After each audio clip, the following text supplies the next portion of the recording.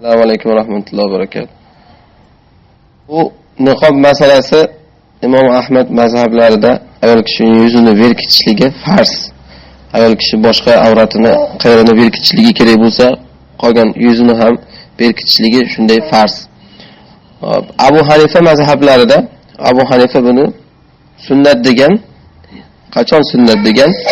Agar ayol kishi xunuk bo'lsa, ayol kishi agar chiroyli bo'lmasa, erkaklarga fitna bo'ladigan ayol bo'lmasa, o'shanaqa ayollarga yuzini berkitib yurishligi sunnat degan.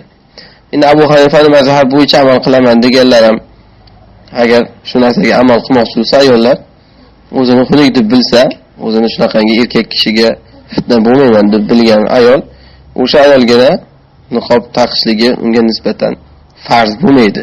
Farz bo'ladi deganligi ham u bo'laveradi degani emas albatta. Aslida rojih qavulda, ahli-sunnah va jamoa e'tiqodida Qur'on sunnatga dalillarga qarasak, niqob farz. Hijob qanday farz bo'lsa, niqob shunday farz.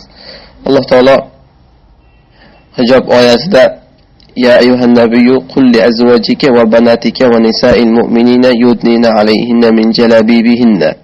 Zalika adna an yu'rafna fala yu'zayn.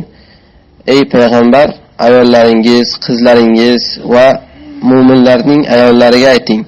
Hammaga tegishli oyat bu demak. Rasululloh ayollariga va qizlariga emas, mu'minlarning ayollariga ham deydi. Yudnina alayhinna min jalabibihinna. Jilboblarni ustlariga tashlasinlar. Jilbob nima? Jilbob qadimda ayollarning kiyimi bo'lgan, bir qopga o'xshagan narsa bo'lgan. Shuni tashlagan ustidan shu bilan butun qo'li, oyog'i, hamma joyi, ko'zi, yuzi o'shaning ichiga kirib ketgan. Jilbob bu shunchaki hozirgi ayollar kiyadigan ko'ylak emas. Jilbob degan ana shu narsa nazarda tutilgan. Imom Qurtubiy rahimahulloh shu oyat tafsirida shunaqa degan. Jilbob ayol kishi boshidan tashlaydi, oyog'ining uchigacha berkitadigan bir qopga o'xshagan kiyim, ya'ni ana shu shar'iy hijob bo'ladi. Chunki oyat davomida Alloh taolo o'zi shunga ishora qilyapti. Zalika adna an yurafna fala yuzayn. Mana shu ularda tanib bo'lmasligi, natijada ularga aziyat berilmasligiga yaxshidir degan. Ya'ni bundan chiqyaptiki, ayol kishining hijobi shunday bo'lish kerakki, uni tanib bo'lmaydigan bo'lishi kerak. Bu demak bildiradiki, yuzi ham yopiq bo'ladi hattoki degani. Shuning uchun hozirgi agar hattoki niqob taqqanda ham ba'zilar niqobni ham shunaqa qilib tanitadigan qilib taqsa, ko'zini yarmigacha ochib masalan yoki yuzini yarmigacha ochib faqat og'zini bekitib oladi kimdir masalan, shunaqa niqob taqadigan bo'lsa, u ham shar'iy hijob bo'lmaydi. Alloh taolo oyatda zalika adna an yu'rafna degan. Mana shu tanilmasliklariga yaxshidir degan. Jilbob kiyish kerak, ya'ni. Keyin fala yu'zayn degan. Shu aziyat berilmasligi ularda yaxshidir degan. Ya'ni erkaklarga fitna bo'lmasligi yoki boshqa aziyat ularga shunaqangi gap otishlik boshqa bo'lmasligi shu yaxshidir degan. Bundan boshqa dalillar ham ko'p. Boshqa bir oyatda Alloh taolo val yadribna bi khumurihinna ala junubihinna, ximorlarini ular yoqalaridan tashlab berkitsinlar degan. Mana bu oyatda sharhida Oysha onamiz aytganlarki, mana shu oyat tushganda ayollar o'zlarini kiyimlarini olib yirtib mana shu boshlaridan tashab niqob qilib o'rab oldilar degan. Ibn Hajar rahimahulloh bu oyatdan maqsad niqob degan. Ya'ni ayol kishi mana shu val yadribna bi khumurihinna ala junubihinna oyatidan maqsad ximorlarini jayblariga yopsinlar deganda, ximorlarini bo'yinlarini tagidan yopib, yuzi bilan qo'shib yopsinlar degani. Mana shu ma'no nazarda tutilgan. Bu ham o'sha niqobga dalolat qiladi.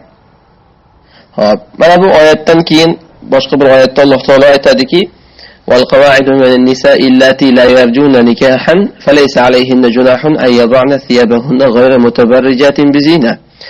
Ayollardan o'tirib qolgan ayollar bo'lsa, keksayib qolgan kampirlar, ular shu darajada keksayganki, nikohga umidi yo'q bo'lgan kampirlar bo'lsa, ya'ni haligi erga tegish degan narsani o'ylamaydi, erga tegish degan narsaga xohishi ham yo'q, erkakda ham unga xohishi yo'q, shu darajada keksaygan kampirlar bo'lsa, ular ana bu kiyimlarini qo'yib o'tirishligida gunoh yo'qdir. Unda ham ochiq sochiq bo'lmasdan qo'yib o'tirishligida gunoh yo'qdir degan Alloh taolo. Mana bu oyat tafsirida aytishganki, kiyimlarini qo'yib o'tirishda gunoh yo'qdir deb ruxsat berilayotgani ana shu niqoblarini qo'yib o'tirishda gunoh yo'q kampirlarga. Unda ham Alloh taolo shuning uchun g'ayri mutabarrijatin bizina, ochiq sochiq bo'lmasdan, zinatlarini ochmasdan deyapti. Hatto o'sha kampirlarga ham ular fitna bo'lmasa ham va yasta'fifna khayrul lahunna. Agar iffatlarini saqlasalar o'zlariga yaxshi degan. Shunaqa kampir bo'lsa ham hattoki ya'ni. Qur'ondan bir ikkita mana bu dalillar, istidlollar, boshqa sunnatda ham dalillar ko'p bunga. Masalan, niqob farzligiga sunnatdan dalil Oysha onamizning qissasida bo'lgan hodisa. Oysha onamiz safarda bir o'zlari qolib ketganda bir ansoriy sahobiy orqadan kelib Oysha onamizni topib oladi. Oysha onamiz shunda shu zahoti turib yuzimni yopdim.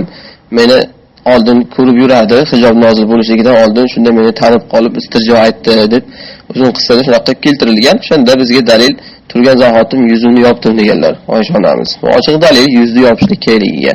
Bu Buxoriyda kelgan sahih hadis. Va yana Rasululloh Buxoriyda kelgan boshqa bir hadisda ayol kishi quffazayn va niqob taqmaydi deganlar. Hajda ayol kishi hajda ihrom bog'lagan paytida qo'lqop kiymaydi va yuzini o'rab niqob yopmaydi deganlar. Ihromdaligi uchun xolos bu. Ya'ni masalan erkak kishini ihromiga qarasak hajda ikkita bir kiyim bo'ladi. Oddiy kiyimlardan farqli. Ikkita bir kiyim, biri izor, biri rido deydi, ustiga va ostiga o'rab oladi. Endi ayollarda ham ana shu oddiy kiyimidan ihromdagi kiyimi farqi bo'lishligi uchun shariat nima deyapti? Ayollarga qo'lqop taqmaydi va yuzini o'ramaydi deyapti. Bu bildiradiki, ihromda farqi bo'lish uchungina ijozat berilyapti bunga. Ma'shalardan kelgan hadis. Agar endi demak ihromdan boshqa holat bo'lsa, ayol kishiga qo'l ham, yuzi ham bekilishligi kerak degani. Hatto ihromdalik holatida ham Oysha onamiz aytganlar, biz ana shunday yuzimiz ochiq bo'lardi, lekin agar oldimizdan erkaklar o'tib qolsa, yuzimizni bekitib turardik deganlar. Bunda ham hattoki ihromdagi holatda ham. Mana bu dalil ochiq farzligiga niqobni. Keyin yana Rasululloh sollallohu so'zlari bor. Eng umumiy hadis bu. Al-mar'atu kullaha awra. Ayol kishining hamma narsasi avrat deganlar. Ya'ni qo'limi, oyog'imi, yuzimi hamma qismi badanida avrat deganlar. Fa iza kharajat istashrafaha shayton. Agar ayol uydan chiqsa, shayton unga ko'z tikadi deganlar. Ya'ni ayol uydan chiqdimi, avrat chiqdi degani.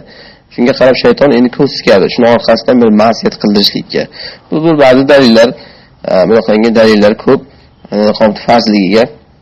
Niqob farz emas deganlarni tutadigan dalillar bo'lsa, Alloh taolo yuqoridagi oyatni birining davomida illa ma zahara minha degan. Ya'ni hijoblar bilan o'zlarini berkitsinlar, illa oshkor bo'lgan qismi mustasno degan. Mana shu oshkor bo'lgan qismini ba'zilar yuzi, qo'li deb tafsir qilgan. Lekin rojih qavlda yo'da Alloh taolo oshkor bo'lgan deyapti. Oshkor qilgan demayapti.